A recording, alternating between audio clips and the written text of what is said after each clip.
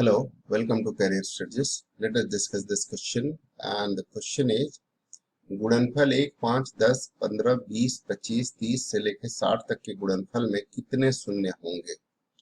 इस सवाल को अगर आप ऐसे समझें, इसकी एक थ्योरी होती है, नंबर थ्योरी सिस्टम का क्वेश्चन है, लेकिन परमुटेशन कॉम्बिनेशन का भी इसमें इस्तेमाल होता है।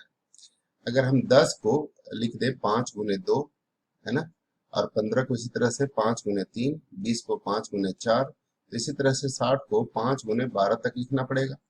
अब सब में 5 गुने 1 है, ये 5 एक यहाँ पे मिलेगा, 5 गुने 5 ये गुणनफल है, किसी को कहीं भी लिख सकते हैं। तो एक 5 यहाँ से अगर मिल जाए, दूसरा 5 यहाँ से, तीसरा 5 यहाँ से, चौथा 5 यहाँ से, 4 गुने 5 है, तब तक 4 5 मिल चुके हैं। तो 12 गुने 5 तक 12 5 मिल चुके होंगे। 5 को 12 बार गुना करने का मतलब हो जाएगा कि ये 5 का पावर 12 हो जाएगा। फिर क्या बचेगा गुणनफल में? एक बचेगा यहाँ से, 2 3 ऐसे ये बचेंगे, एक यहाँ से, 2 यहाँ से, 1 गुने 2 गुने 3 गुने 4 और 12 तक के गुणनफल। 1 से 12 तक के गुणनफल को हम लिख सकते हैं क्या? 12 फैक्टोरियल। ये 12 तक के गुणनफल को 12 फैक्टोरियल। तो ये जो एक्सप्रेशन था, ये एक्सप्रेशन है इक्विवेलेंट टू 5 का पावर 12 इंटू 12 फैक्टोरियल। अब इसमें ये देखना है कि 12 फैक्टोरियल में 2 के कितने इंडेक्स होंगे और 5 के कितने इंडेक्स होंगे, क्योंकि 2 और 5 ही एक ऐसे दो प्राइम नंबर्स हैं जो आपस में मिल करके प्रोडक्ट करके शून्य बना सकते हैं। तो 2 के हम निकालते हैं कि इसमें कितने होंगे, 5 के। इसका तरीका होता है 12/2, ये ग्रेटेस्ट इंटीजर फंक्शन, 12/2 का स्क्वायर 4 और 12/2 का क्यूब 8, ये होगा। अब फिर 2 का पावर 4 करेंगे तो 16। तो इसमें हो गया ये 6, यहाँ से मिला 3 और यहाँ से मिला 1, 6 3 9 1 10, 2 का पावर 10 हो गया। और इसी तरह से 5 का अगर हम इंडेक्स निकालें तो 5 का इंडेक्स होगा 12/5 और 12 ये 2 ही होगा, है ना, क्योंकि 5 का स्क्वायर करेंगे तो ये 25 हो जाएगा, जो कि 12 से ज्यादा है। 2 5 इसमें अभी मिलेंगे, इस 12 फैक्टोरियल में भी 2 बार 5 मिलेंगे। कहाँ से मिलेंगे? 1 गुने 2 गुने 3 गुने 12 तक किया है ना, तो एक इसमें 5 भी तो आया होगा और एक 12 में 10 भी आया होगा इसके पहले, तो उसमें से 10 में से 5 मिलेगा, कि यहाँ से 5 मिलेगा, तो 2 5 और मिल जाएंगे। तो ये हो गया टोटल। इसका मतलब है कि 2 का पावर मिलेगा 10 और 5 का पावर हो गया 14, 2 और मिल गए तो 14 हो गया। तो ये हो गया 5 का पावर 14 और 2 का पावर 10। अब 2 और 5 का पेयर ही बन सकता है, तो मैक्सिमम कितने पेयर बन सकते हैं इस नंबर में? 10 पेयर बन सकते हैं। इसलिए इसके अंत में कितने शून्य होंगे? 10 शून्य होंगे। 10 आंसर होगा इस सवाल का। ये फैक्टोरियल वाले फॉर्मूला अगर किसी को पता नहीं है तो थोड़ा और आसानी से हम बता सकते हैं कि आप इसको ऐसे लिख सकते हो।